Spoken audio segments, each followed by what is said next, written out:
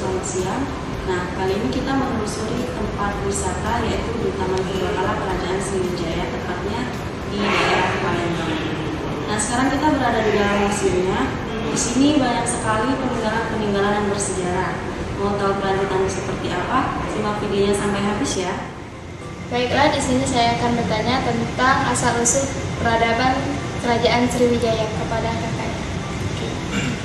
Di sini kakak selaku bagian dari museum ingin menjelaskan terkait isi-isi koleksi dari Museum TWKS Taman Wisata Purbakala Sriwijaya. Yang pertama di sini ada persebaran situs-situs Sriwijaya di Sumatera Selatan. Seperti yang adik-adik tahu, Kerajaan Sriwijaya itu merupakan kerajaan Hindu-Buddha terbesar dan terluas yang ada di Indonesia.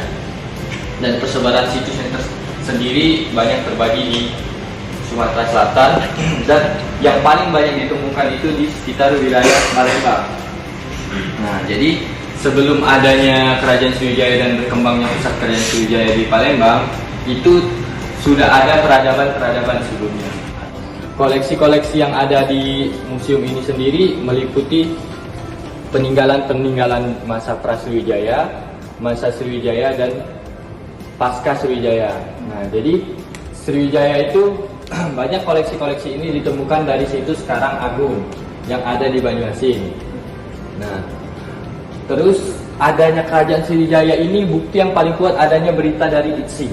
Itsing itu adalah seorang biksu dari Cina yang ingin belajar tentang agama Buddha di Sriwijaya. Dia menceritakan bahwa sebelum dia ingin pergi ke India, dia mampir dulu ke Sriwijaya untuk belajar agama Buddha. Dan disitulah dia menceritakan bagaimana megahnya Kerajaan Sriwijaya itu. Nah, dan juga di sini ada dapat lihat, ini adalah manik-manik sisa peradaban sebelum adanya Sriwijaya. Nah, manik-manik ini biasanya digunakan untuk upacara keagamaan pada masa itu, terutama agama Buddha dan Hindu. Nah, ini ada keramik Cina pada zaman dinasti Shu. Memasuki abad ke-7, Sriwijaya menjadi kerajaan yang megah dan mencapai puncak kejayaannya.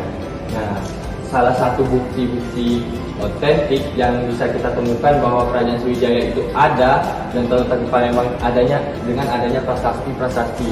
Dan prasasti yang paling nyata menyatakan Kerajaan Sriwijaya ialah prasasti Kedukan Bukit. Karena prasasti Kedukan Bukit ini menyatakan atau menceritakan kedatangan atau kepergian Raja Palembang yaitu Daputa Hiang. Selanjutnya ada prasasti Telaga Batu. Nah, prasasti Telaga Batu ini merupakan prasasti kutukan yang dikenal oleh masyarakat sebagai prasasti kutukan karena berisi perintah-perintah raja dan apabila melanggar akan mendapatkan kutukan. Dan kutukan itu dilambangkan dengan adanya 7 ular di atas prasasti ini.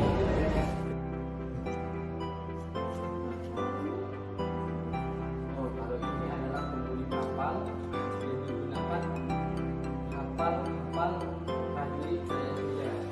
Yang ada tahu, Sriwijaya itu adalah kerajaan maritim yang memiliki maritim yang kuat, armada laut yang kuat. Untuk menjaga itu mereka menggunakan kapal-kapal.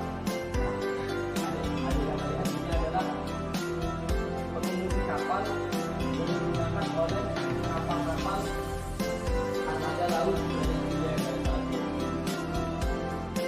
Jadi wilayah ini kan wilayah yang luas, mencakup sebagai seluruh pulau Sumatera, sebagai pulau Jawa, seluruh Kalimantan, dan sampai ke atas bahkan sebagai pulau Thailand.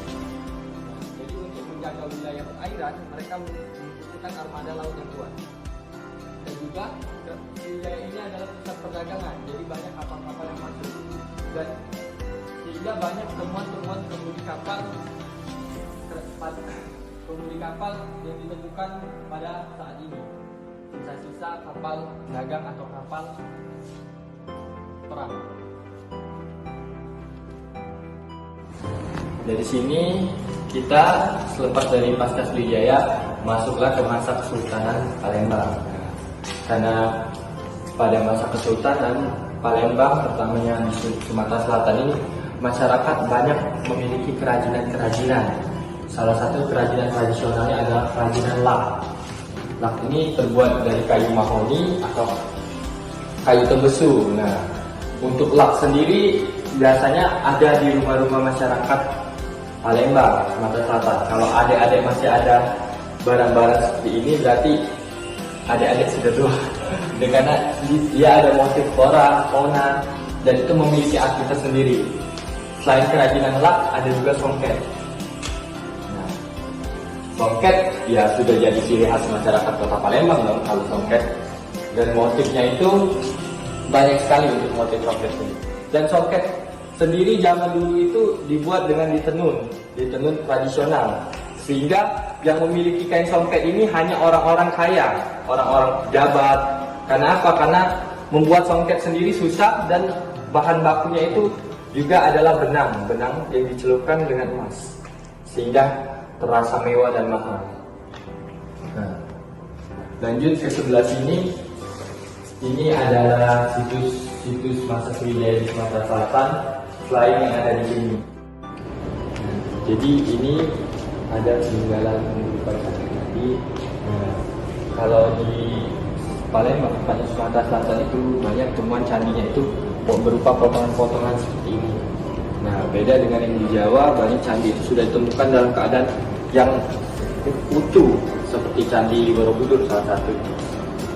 Sedangkan di Palembang ini di Sumatera Selatan banyak ditemukan potongan-potongan berupa potongan tangga atau struktur batanya saja.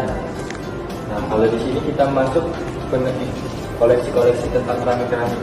Nah, keramik-keramik sendiri ini merupakan salah satu peradaban Cina yang mempengaruhi kerajaan Sriwijaya. Soalnya kerajaan Sriwijaya itu kan nyatu antara kerajaan Cina, kerajaan Arab, jadi banyak temuan-temuannya berupa keramik-keramik, porselin-porselin. Ada juga guci-guci yang digunakan pada saat itu. Nah, banyak situsnya, salah satunya ada situs Batanghari. Batanghari ini banyak ada penemuan arca Ganesha. Nah, arca Ganesha ini awalnya ada kepala, tapi ini ditemukan dalam keadaan terpisah.